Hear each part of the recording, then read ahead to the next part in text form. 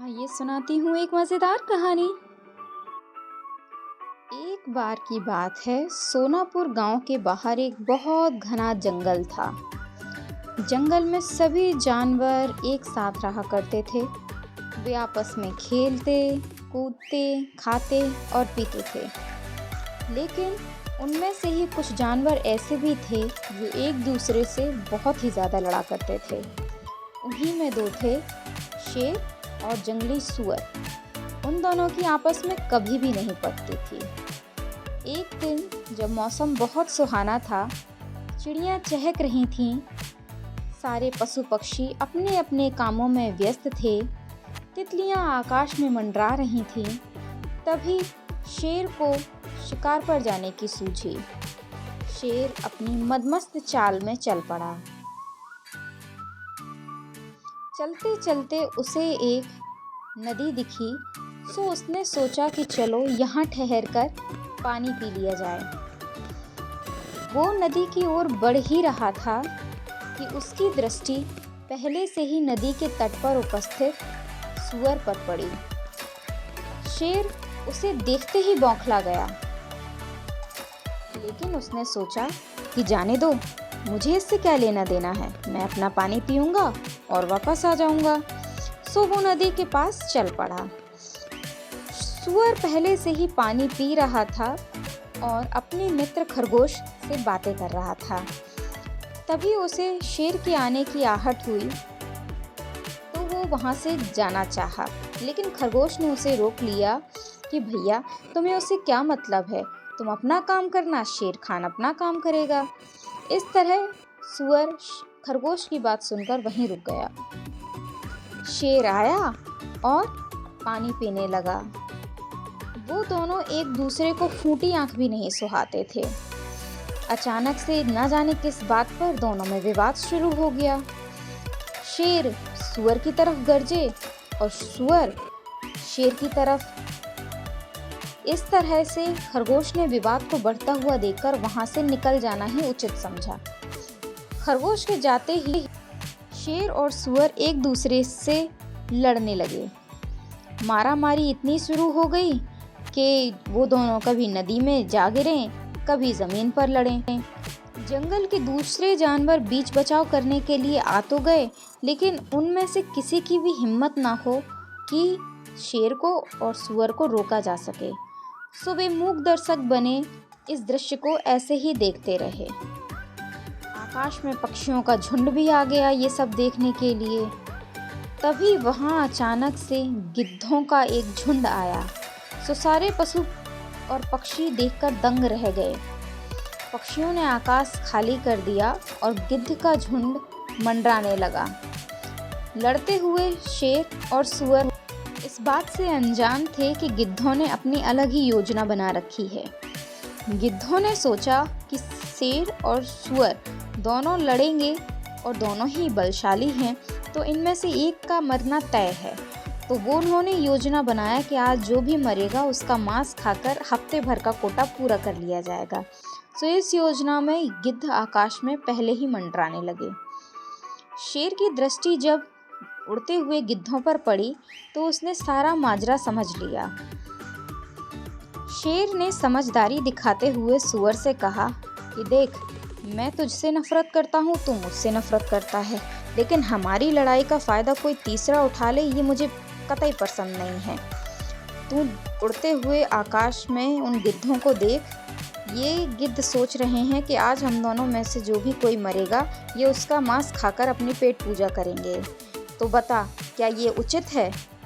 सूअर ने थोड़ी देर सोचा और उसे भी समझ में आ गया कि नहीं, ये तो गलत हो जाएगा। अगर हम दोनों में से कोई भी एक मरेगा तो फ़ायदा इन गिद्धों को होगा। तो सूअर ने शेर की बात मान ली। दोनों ने अपना झगड़ा उसी क्षण खत्म कर दिया और अपने अपने घर को लौट गए। और गिद्ध बेचारे आकाश में उड़ते अपना हाथ मलते रह गए। इस तरह से शेर ने समझदारी का परिचय दिया। तो प्यारे बच्चों, इस कहानी से हमें सीख मिलती है कि दो लोगों के विवाद का फ़ायदा तीसरे इंसान को नहीं उठाने देना चाहिए। बात चाहे परिवार की हो, रिश्तेदारी की हो या फिर मित्रता की हो, दो लोगों के बीच की लड़ाई में एक को समझदारी दिखाते हुए पहल करनी चाहिए और किसी तीसरे इंसान को अपने लड़ाई का फ़ायदा उठाने देना नहीं चाहिए। तो प्यारे बच्चों, फिर से मिलूंगी एक नई सीख, एक नई कहानी के साथ।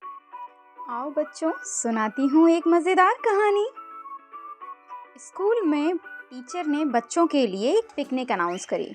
सारे बच्चे बस में सवार होकर निकल पड़े जंगल की ओर। सारे बच्चे अपने टीचर के साथ जंगल के रास्ते होते हुए आगे बढ़ चले। उन्हें रात होने वाली थी तो एक जगह पर रुकना था। एक खुले आसमान के नीचे मैदान में उन सभी ने अपना टेंट लगाया और वो सभी बैठ गए। वहीं पर एक परिवार था। परिवार में एक दादाजी थे, बच्चे थे और दूसरे सदस्य। बच्चों ने जिद की सो दादाजी ने एक कहानी सुनाई। दूर घने जंगलों में एक लोमड़ी रहती थी। एक बार की बात है, बहुत सुहाना मौसम था। लोमड़ी हर रोज़ की तरह शिकार पर निकली थी, लेकिन इस दिन लोमड़ी को कोई शिकार ही नहीं मिल रहा था। वो यहाँ से वहाँ जाए और एक जगह से दूसरी जगह टहलते टहलते थक सी गई थी। उसने सोचा कि शायद आज उसका पेट भरने के लिए उसे कोई भी शिकार मिलेगा ही नहीं। तभी अचानक चलते चलते उसे कुछ जानवर मरे हुए मिले। मरे हुए जानवरों में कुछ मछलियाँ भी थीं।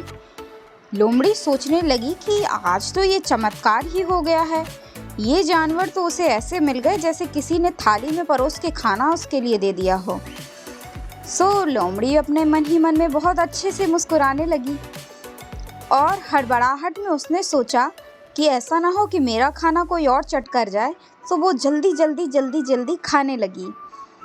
खाते खाते अचानक से उसके गले में मछली का कांटा अटक गया।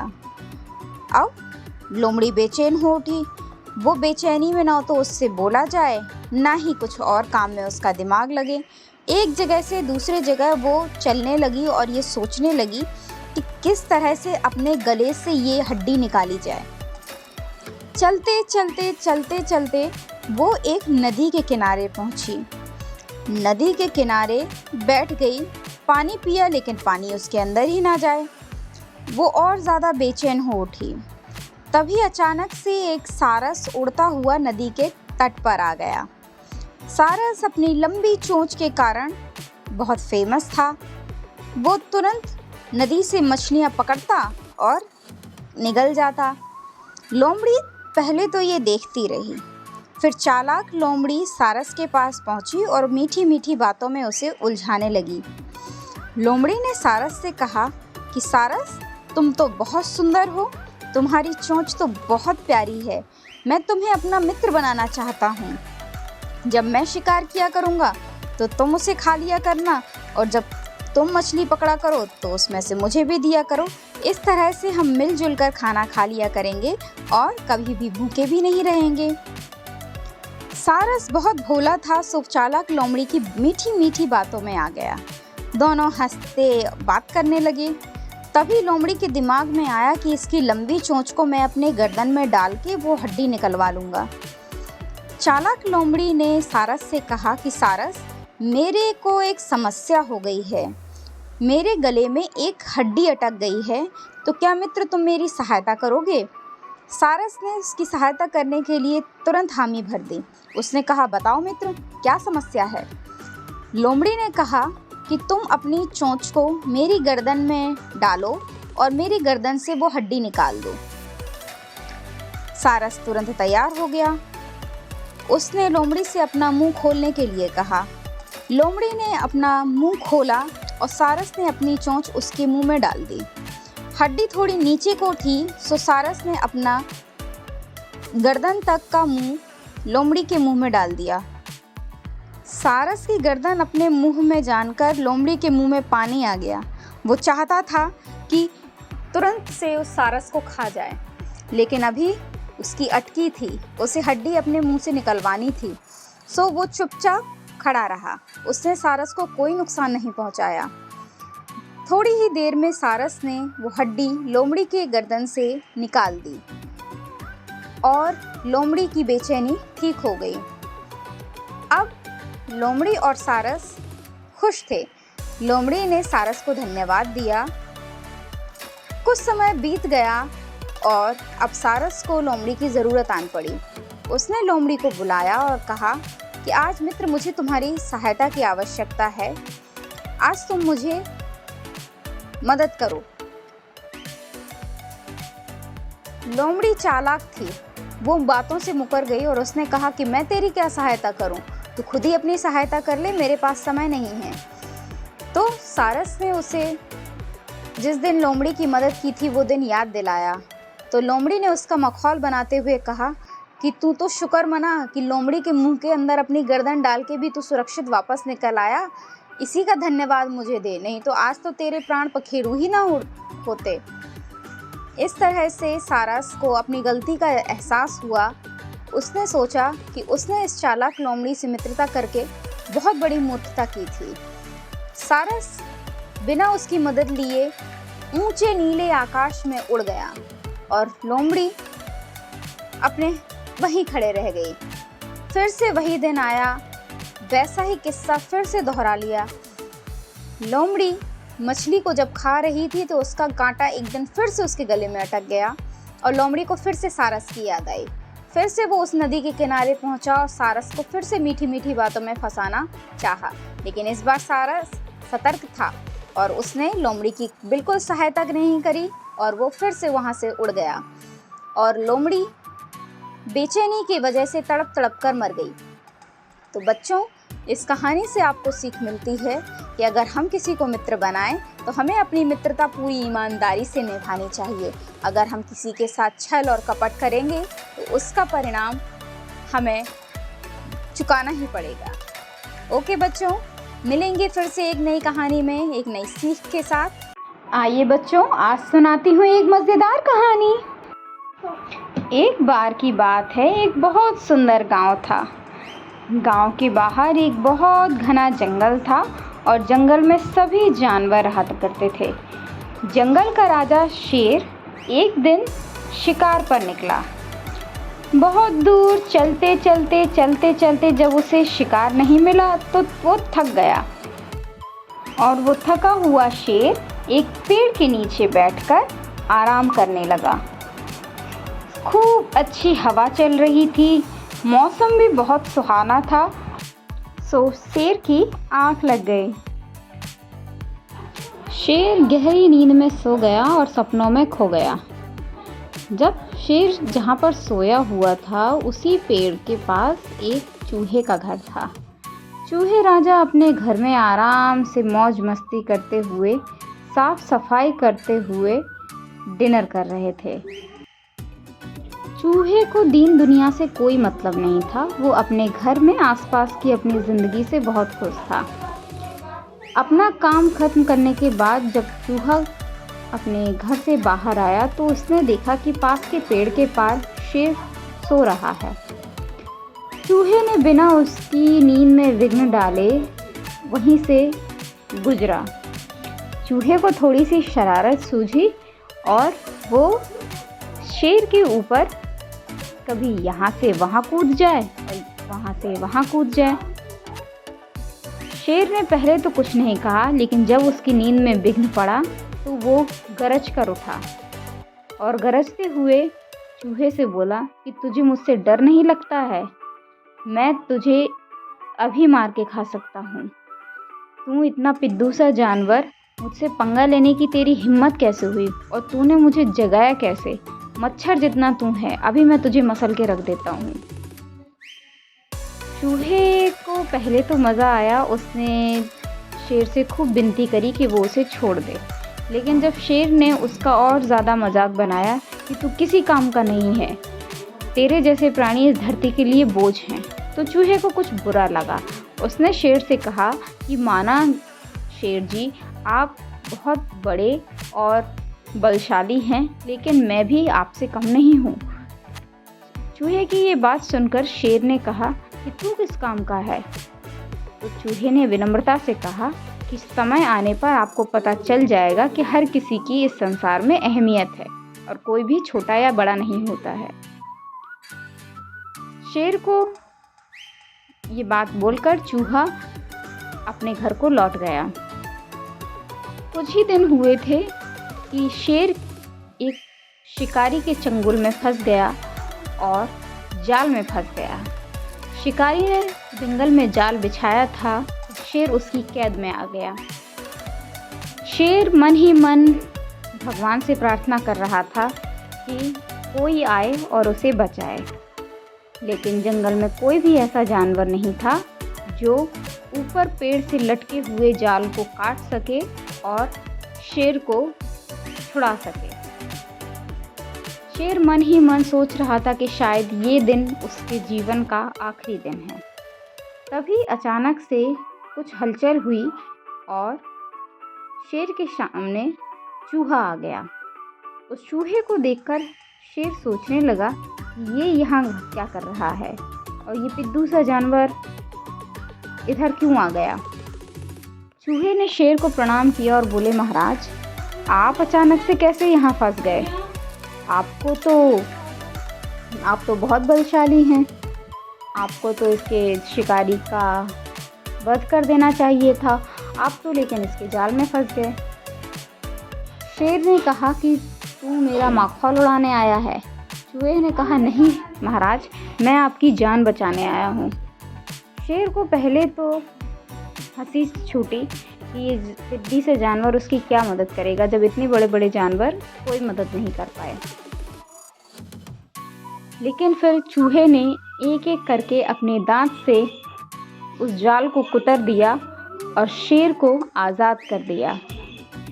शेर जब शिकारी के चंगुल से छूटा तो वे दोनों उस स्थान को छोड़कर जंगल की ओर लौट गए।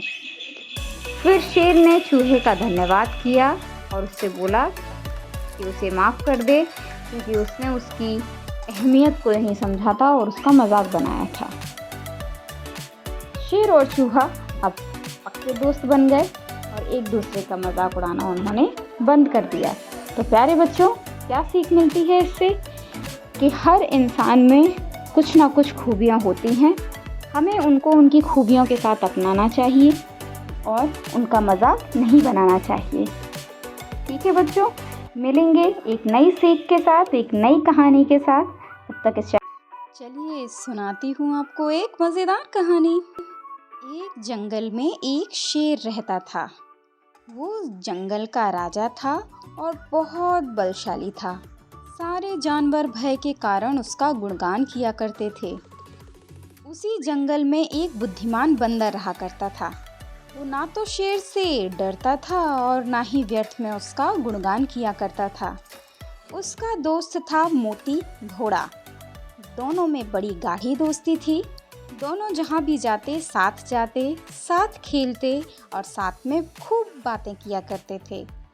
जंगल के राजा शेर को बंदर और घोड़े की दोस्ती बहुत खराब लगती थी।